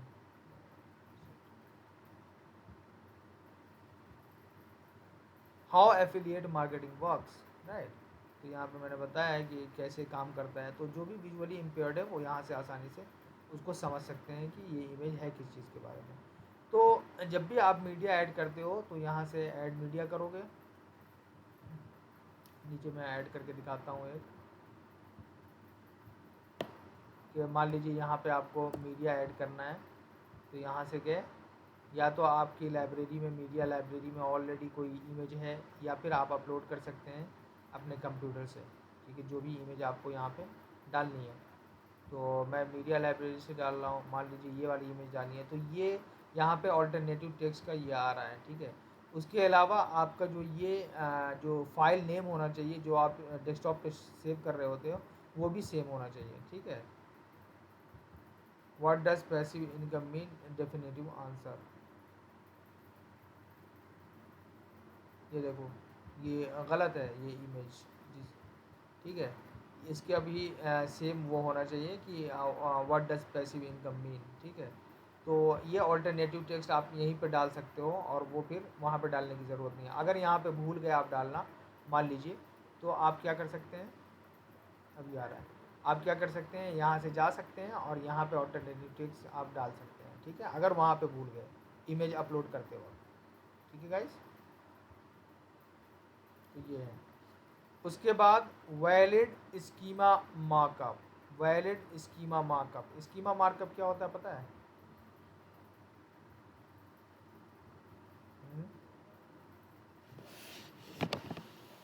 स्कीमा मार्कअप होता है कलेक्शन ऑफ कोड्स। अब जैसे आप मान लीजिए, मिसाल के तौर पर मान लीजिए आप ने ये आर्टिकल लिखा, तो लोगों को या हमको ये आर्टिकल क्या टेक्स्ट की शक्ल में दिख रहा है, ये टेक्स्ट लिखा हुआ है, इमेजेस हैं, सारी चीज़ें हैं, ठीक है। बट जो बॉट्स होते हैं ना, जो गूगल बॉट्स हैं जो आपकी वेबसाइट को क्रॉल करता है, चेक करता है, उसको ये कोडिंग की शक्ल में आपकी वेबसाइट दिखेगी या आपका वो दिखेगा, कंटेंट दिखेगा। वो ये सब पढ़कर आपके कंटेंट को स्कैन करता है कि वो किस चीज़ के बारे में है। तो स्कीमा मार्कअप क्या होता है? ये कलेक्शन ऑफ कोड्स होता है, यही कोड्स होते हैं जिससे गूगल या गूगल बॉट्स समझते हैं कि आपका कंटेंट या आपकी वेबसाइट किस चीज़ के बारे में है। तो ये बहुत आसान होता है बनाना स्कीमा मार्कअप। आप जैसे आप रेसिपी डालेंगे, ठीक है, ब्लूबेरी रेसिपी है डाला, तो बहुत सारे लोगों का आपने देखा होगा, मान लीजिए दाल मखनी रेसिपी, ठीक है, डिश। अब यहाँ पे देखो दाल मखनी मैंने डाला, तो यहाँ पे आप देख सकते हैं दाल मखनी है, दसानाज वेज रेसिपीज़ नाम आ रहा है। उसके बाद रिव्यू भी आ रहा है, रिव्यू कितने हैं, कितने पहले उसने क्या क्या क्या इसमें डाला डाला जाता है, ठीक है। तो ये जो रिज़ल्ट आपको दिख रहा है, इससे क्या होता है, इससे क्लिक थ्रू रेट और भी ज़्यादा बढ़ जाता है। तो ये किसके ज़रिए किया जाता है? ये स्कीमा के ज़रिए किया जाता है। स्कीमा क्या होता है? अगर आप वर्डप्रेस पे काम करते हैं तो वर्डप्रेस के अंदर आपको एसईओ के जितने भी प्लगइन हैं, मैं रैंक मैथ का यूज़ करता हूँ प्लगइन, आप कुछ भी यूज़ कर सकते हैं, all in one SEO use कर सकते हैं, योस्ट एसईओ यूज़ कर सकते हैं। तो स्कीमा टेम्पलेट्स अगर आप यहाँ पे देखें तो इस तरह से रिज़ल्ट लाने का मतलब है कि आपकी रेटिंग भी दिखे, आपका हेडलाइन और सारी चीज़ें दिखें, ठीक है। तो उससे क्लिक थ्रू रेट बढ़ जाता है, कस्टमर ज़्यादा से ज़्यादा उसको क्लिक करता है। तो यहाँ पे आप देख सकते हैं कि स्कीमा पे जब मैंने क्लिक किया है तो ऐड न्यू का ऑप्शन आ रहा है। अगर मैं यहाँ पे जाऊँगा ये रैंक मैथ एसईओ का प्रो प्लगइन है, ठीक है। तो यहाँ पे आप देख सकते हैं कि आपको किस चीज़ के लिए स्कीमा जनरेट करना है। आर्टिकल के लिए, ई बुक के लिए, कराउजल के लिए, कोर्स के लिए, डेटा सेट के लिए, इवेंट के लिए, फैक्ट चेक के लिए, जिस चीज़ का भी पेज आप जॉब पोस्टिंग के लिए, मूवी के लिए, म्यूज़िक के लिए, क्या आप मूवी रिव्यू कर रहे हो तो आप मूवी के लिए कर सकते हो, पर्सन के लिए, प्रोडक्ट के लिए, ये वाला रेसिपी के लिए, जैसे ये रेसिपी है ना ये रेसिपी के लिए। तो यहाँ पे जब आप यूज़ करोगे ना तो यहाँ पे हेडलाइन लिख दो, यहाँ पे रिव्यू कहाँ पे डलना चाहिए आपका, बिलो कंटेंट, यहाँ पे आप देख सकते हो कि बिलो कंटेंट ये रिव्यू का ऑप्शन आ रहा है, राइट। तो ये ऑप्शन आप चूज़ कर सकते हो, डिस्क्रिप्शन डाल सकते हो कि क्या क्या है, किस चीज़ के बारे में है वो, उसके प्रिपरेशन टाइम कितना है, कुकिंग टाइम कितना है, टोटल टाइम कितना है। तो जितना इन्फॉर्मेशन आप प्रोवाइड करोगे उतना आसान होगा गूगल को आपके वेबसाइट को आपके यूज़र के सर्च इंजन के साथ आपके वेबसाइट को दिखाना, राइट और रॉन्ग। जितनी इन्फॉर्मेशन आप प्रोवाइड करोगे उतना इन्फॉर्मेशन आपको यहाँ पे दिया जाएगा। रेटिंग यहाँ पे दे दो 5, यहाँ पे मिनिमम रेटिंग कितनी है 3, राइट, मैक्सिमम रेटिंग कितनी है 5। तो इस हिसाब से यहाँ पे आप वीडियो का नाम, वीडियो का डिस्क्रिप्शन, वीडियो का यूआरएल डाल सकते हो, तो गूगल आपके यहाँ पे वीडियो को भी रैंक करेगा। तो ये होता है स्कीमा करना, स्कीमा जनरेट करना, right. Recipe, video, thumbnail, duration, video upload, उसके बाद सेव कर दीजिए, ठीक है। तो जो भी एसईओ वाले प्लगइन होते हैं उसमें आप ये स्कीमा जनरेट कर सकते हैं जब भी आप आर्टिकल लिखें, और वो फिर सर्च इंजन में इस तरह से दिखने लगेगा। लेकिन अगर आप मान लीजिए प्लगइन का यूज़ नहीं करते हैं, आपकी लोकल वेबसाइट है, फिर कैसे करोगे आप, राइट। तो बहुत सारे स्कीमा जनरेटर आपके पास वेबसाइट हैं, जो कि 2 स्कीमा जनरेटर वेबसाइट्स मैंने आपको यहाँ पे दिखा दी हैं। मोस्टली आप ये वाला यूज़ करना, ये इसमें बहुत सारी चीज़ें हैं जनरेट करने के लिए। ये देखिए मान लीजिए आदित्य की एक ऑप्टिक मीडिया की वेबसाइट है जो कि लोकल बिजनेस वेबसाइट है, राइट।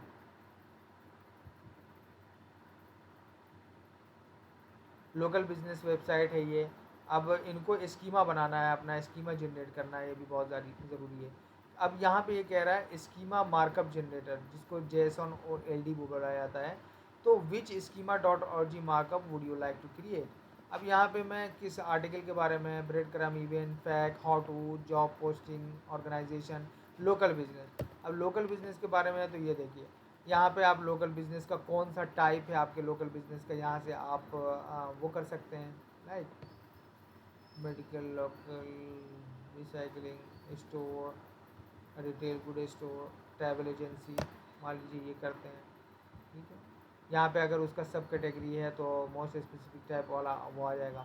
नेम क्या है, आपके वेबसाइट का लोगो क्या है, इमेज यूआरएल क्या है, आईडी यूआरएल क्या है, यूआरएल क्या है, फ़ोन नंबर क्या है, प्राइस रेंज क्या है आपके सर्विसेज की, स्ट्रीट क्या है, सिटी क्या है, जिप कोड क्या है। तो ये और इस तरह से कोड यहाँ पे बनता है जिसको आप कॉपी कर सकते हो और कॉपी करके अपने वेबसाइट पे यहाँ पे लगा सकते हो। तो स्कीमा जनरेट करने के लिए आप प्लगइन का यूज़ भी कर सकते हो। यहाँ पे जाना प्लगइन्स पे, यहाँ से स्कीमा जब जनरेट कर लो, यहाँ से कॉपी करो कोड, ठीक है। ये सारी चीज़ें फिलअप करना, और ये बहुत ज़रूरी है लोकल बिजनेस के लिए, ठीक है। तभी आप गूगल के 3 पैक में आओगे। यहाँ पे देखो, अगर मैं डिजिटल मार्केटिंग एजेंसी दिल्ली डाल रहा हूँ, ठीक है, तो ये जो लोकल 3 पैक है इन्होंने देखो किस तरह से इनका आ रहा है। तो इससे क्लिक थ्रू रेट बढ़ता है, आपके बिज़नेस की विजिबिलिटी बढ़ती है, ऑन पेज एसईओ भी आपका अफेक्ट करता है, ठीक है। तो आप प्लगइन्स का यूज़ करके ये वाला जो कोड है, इस वाले कोड को आप यहाँ पर डाल सकते हो अपने वेबसाइट पर, ठीक है। या थीम के ज़रिए भी डाल सकते हैं, लेकिन थीम चूँकि कोडिंग वाली चीज़ है, कहाँ पे डालना है नहीं डालना है, तो स्कीमा आप यहाँ पे डालोगे बहुत सारे प्लगइन्स आ जाएंगे, ठीक है। रैंक मैथ और एसईओ वाला जो योस्ट एसईओ, ये दोनों एसईओ के प्लगइन्स हैं, ये दोनों तो आप लोग डाउनलोड कर ही लो। ये दोनों में से कोई एक, मतलब दोनों नहीं, 5 मिलियन प्लस एक्टिव इंस्टॉलेशन है। तो जब भी आप ब्लॉगिंग करते हो या फिर बिजनेस वेबसाइट है, उन सब में इन सब का होना ज़रूरी है। ऑल इन वन एसईओ है, ठीक है। Schema and structure data for WP and AMP, ठीक है। तो यहाँ से आप इंस्टॉल कर सकते हैं यहाँ पे।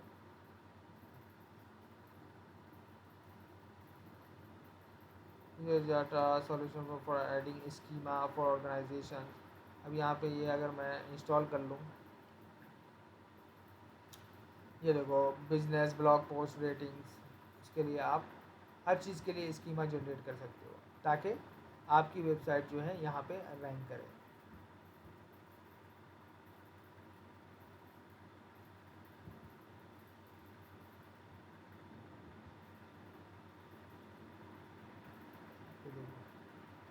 गो प्रो, इसका प्रो वर्जन भी आता है।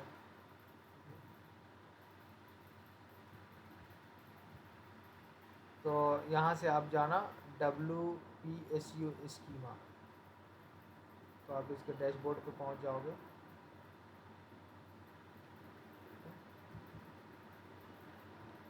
यहाँ पे वेबसाइट URL क्या है, ऑर्गेनाइजेशन है, लोकल बिजनेस है, कौन सा कैटेगरी है उसका, ठीक है, प्राइस रेंज क्या है, साइट टेलीफोन क्या है, यहाँ से भी आप जनरेट कर सकते हो स्कीमा, ठीक है।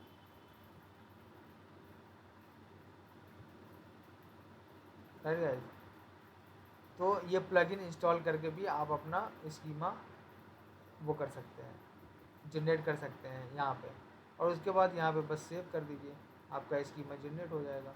और भी बहुत सारे ऐसे प्लगइन हैं जो इस वाले कोड को, जो यहाँ से जो कोड आया है उस प्लगइन पे आप पेस्ट कर दोगे, बस हो जाएगा वो काम, ठीक है। लेकिन अगर आपको यहीं पे करना है तो यहाँ पे आप बना के सारी चीज़ें ऐड करके यहाँ पे आप सेव कर सकते हो, आपका स्कीमा जनरेट हो जाएगा, राइट।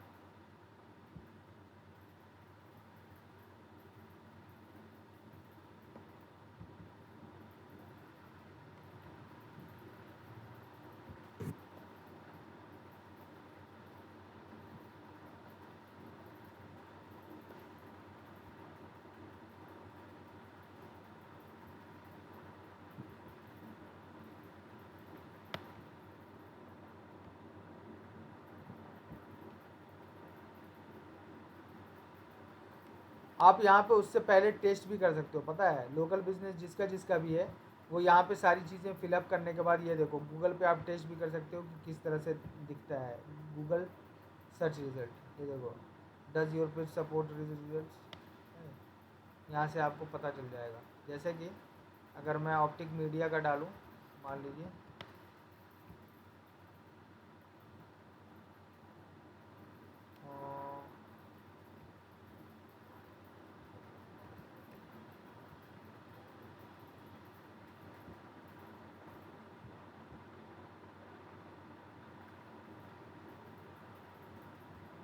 टेस्ट कोड करोगे आप,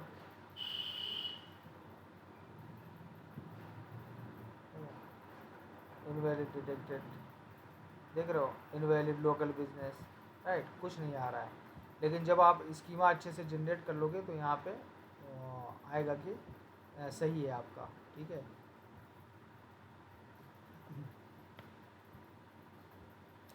आप यहाँ से चेक कर सकते हो, मालूम है कि schema markup, schema testing tool, ठीक है। अगर मैं यहाँ जाऊँ और मार्कअप वैलिडेटर पे जाऊँ गूगल के, और मान लीजिए कि मैं opticmedia.com का चेक करना चाहता हूँ कि मेरा स्कीमा सही है या नहीं है, इंटर URL करूँगा, रन टेस्ट,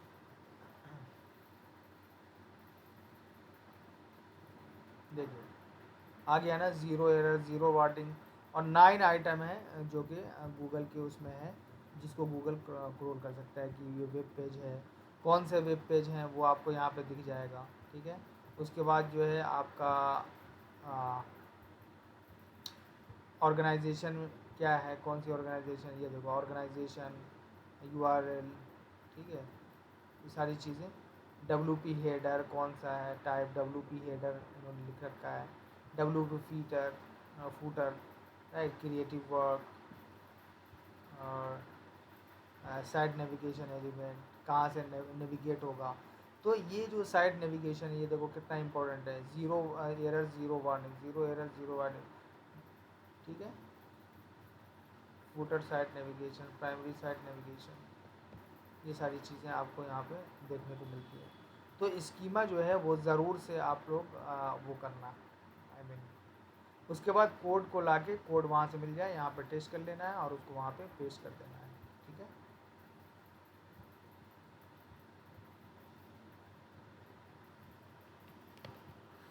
समझ में आया स्कीमा मार्कअप, स्कीमा जनरेटर क्यों किया जाता है?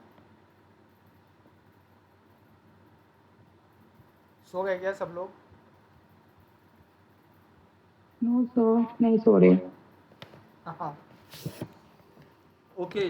तो ये था आज का SEO on page SEO optimisation के बारे में, कि किस तरह से आप ऑन पेज SEO ऑप्टिमाइजेशन। अब इसको प्रैक्टिस करने के लिए ये ज़रूरी है कि आप लोग अपनी वेबसाइट ज़रूर से क्रिएट करें और फिर प्रैक्टिस करें इसको। जहाँ पे भी परेशानी आ रही है वहाँ पे मुझे बताएं, ठीक है, फिर हम आगे बढ़ेंगे। तो मैं कब तक उम्मीद करूं कि आप लोगों की वेबसाइट बन जाएगी?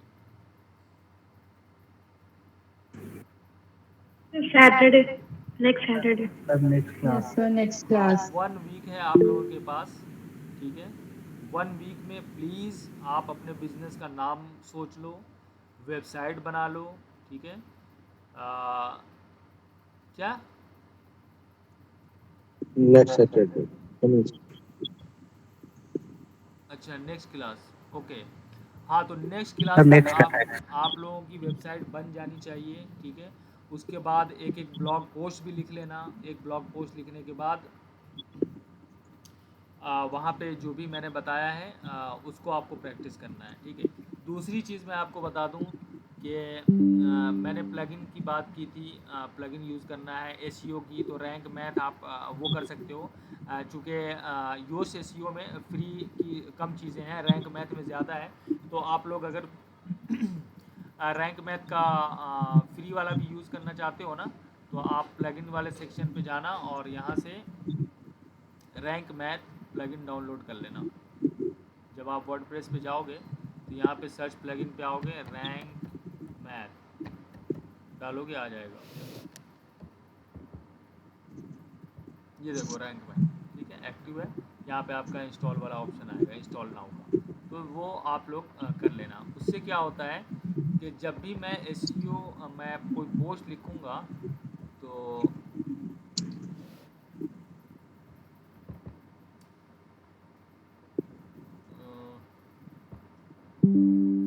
मान लो ये पोस्ट लिखा मैंने 10 essential tips for content planning and scheduling, ठीक है। तो नीचे आप एक ऑप्शन देख रहे होंगे रैंक मैथ का, अभी दिखाता हूँ मैं। ये देख रहे हो रैंक मैथ एसईओ, राइट। अब फोकस कीवर्ड क्या है, मीन्स कि आपका जो मेन कीवर्ड है वो क्या है, ठीक है, उसको यहाँ पे आपको लिखना है। दूसरी बात, ये प्रीव्यू आपका होगा सर्च इंजन में किस तरह से होगा कि ये यूआरएल है, उसके बाद ये टाइटल टैग है, और फिर ये क्या है, ये मेटा डिस्क्रिप्शन है। अब यहाँ पे मैंने मेटा डिस्क्रिप्शन किस तरह लिखा है, this article covers 10 essential tips for content planning and scheduling so you can organize your post better and also save time, right? So it is very short and it is talking about कि content planning आप किस तरह से कर सकते हैं। तो उससे क्या होगा, इससे लोग इंटाइज होते हैं। इसको क्या बोला जाता है, इसको बोला जाता है मेटा डिस्क्रिप्शन। जब आप यहाँ पे क्लिक करोगे ना, तो ये यहाँ पे डिस्क्रिप्शन, ये देखो ये लिखा हुआ है, तो ये वाला डिस्क्रिप्शन इसको कहा जाता है मेटा डिस्क्रिप्शन। तो इसका मैं एक फार्मूला आप लोगों को बताऊंगा नेक्स्ट क्लास में जब आप लोग आओगे, ठीक है, कि उस फार्मूला का यूज़ करके आपको यहाँ पे परेशानी नहीं होगी मेटा डिस्क्रिप्शन को क्रिएट करने में, ठीक है। मोस्ट ऑफ द टाइम वो आप क्रिएट कर लोगे, राइट गाइज। तो यहाँ पे आप डिफरेंट चीज़ें देख सकते हो कि फोकस कीवर्ड में आपका कीवर्ड है, एसईओ टाइटल में है या नहीं है, इनसाइड मेटा डिस्क्रिप्शन है या नहीं है। मींस कि आपके टाइटल में भी कंटेंट प्लानिंग होना चाहिए, आपके मेटा डिस्क्रिप्शन में भी ये कीवर्ड होना चाहिए, आपके हेडिंग में भी ये कीवर्ड होना चाहिए, आपके यूआरएल में भी वो कीवर्ड होना चाहिए, ठीक है। इसको बोला जाता है ऑन पेज एसईओ ऑप्टिमाइजेशन, ठीक है। ये देखो content planning 10 essential tips for content planning and scheduling, ठीक है। तो कंटेंट प्लानिंग के बारे में, तो कंटेंट प्लानिंग ये कीवर्ड मैंने यूज़ किया है। तो देखो यूआरएल में भी आप यूआरएल इसका देखोगे तो यूआरएल में भी है वो। उसके बाद फर्स्ट 10 उसमें मेरे ख्याल से नहीं है, फर्स्ट 100 वर्ड्स में भी उसका आप यूज़ करना चाहिए आपको, ठीक है। उसके बाद आपका जो सब हेडिंग है उसमें भी यूज़ करने चाहिए। तो ये सारी चीज़ें आपका जो ये प्लगइन है वो यहाँ से आपको पता चल जाएगा। Focus keywords appears in the first 10% of the content, right. So ये जो ग्रीन सारे चेक हो जाते हैं, ठीक है, तो इसका मतलब है कि आपने एसईओ अच्छा से किया है। एडिशनल एरर्स क्या है, focus keyword not found in सब headings like H2, H3, H4, मैंने उसका यूज़ नहीं किया है, ठीक है। अगर आप H2 में भी यूज़ करते हो, मीन्स अगर सब हेडिंग है आपकी, means choosing the right channel, कहीं पे मैंने यूज़ किया हो, मान लीजिए choosing the right channel for, नहीं यहाँ पे नहीं आएगा, ठीक है। तो जहाँ जहाँ पे सब हेडिंग में आप अपना कीवर्ड लगा सकते हो नेचुरली, आप वहाँ पे कीवर्ड ज़रूर से वहाँ पे लगाओ, ठीक है गाइस। तो ये एसईओ वाला जो प्लगइन है वो आपका हाफ ऑफ द काम जो है, हाफ ऑफ द वर्क जो है वो कर लेता है, ठीक है। Found in image alt attributes, वही जो ऑल्ट टेक्स्ट है इमेज का, जो मैं आपको बता रहा था कि इमेज के अंदर जो है आपका ऑल्ट टेक्स्ट होना चाहिए, ऑल्टरनेटिव टेक्स्ट होना चाहिए, ये भी। तो जब आप ये सब कर लेते हो तो ये खुद ही बता देता है कि चलो ठीक है आपका एसईओ ठीक है। तो हमेशा जो है 80-85 जो है वो क्रॉस करना चाहिए एसईओ में। सर किसी का माइक ऑन है सर। सॉरी, किसी का माइक ऑन है सर, ऑफ करने बोलिए। ओके, बंद हो गया आप।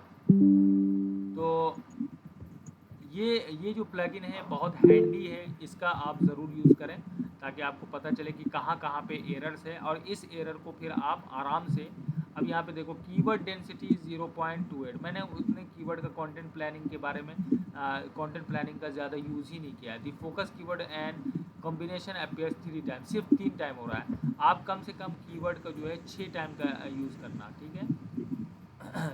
Great, you are linking to external resources, ठीक है। एक्सटर्नल रिसोर्सेज क्या है कि मैं अपने ब्लॉग पोस्ट में दूसरे के बारे में, अब जैसे एज पर स्टैटिस्टिकल डेटा, अब डेटा कहाँ से मैंने लिया है, तो यह स्लाइड शेयर से लिया है। तो मैंने इसको, ये जो स्लाइड शेयर का जो ये डेटा था, ये मैंने यहाँ पे कनेक्ट कर दिया है। मतलब एक्सटर्नल रिसोर्स जितने भी हैं वो वैल्यूएबल होना चाहिए, मतलब ऑथोरिटी होनी चाहिए उसकी, कि आप अच्छे अच्छे कंटेंट, अच्छे अच्छे रिसोर्स भी आप अपने विजिटर्स के लिए यहाँ पे डाल रहे हो। उससे भी फ़र्क पड़ता है कि आपने एसईओ अच्छा से किया है और आपका रैंक करने के चांसेस ज़्यादा हैं। ठीक है guys. So in the next class आप आओगे तो आपकी वेबसाइट तैयार हो जानी चाहिए, और उसके बाद फिर हम इसको करेंगे प्रैक्टिकली। अभी तो सिर्फ बताया है, अभी आपको एक करके भी दिखाना है। ठीक है। Oh shit.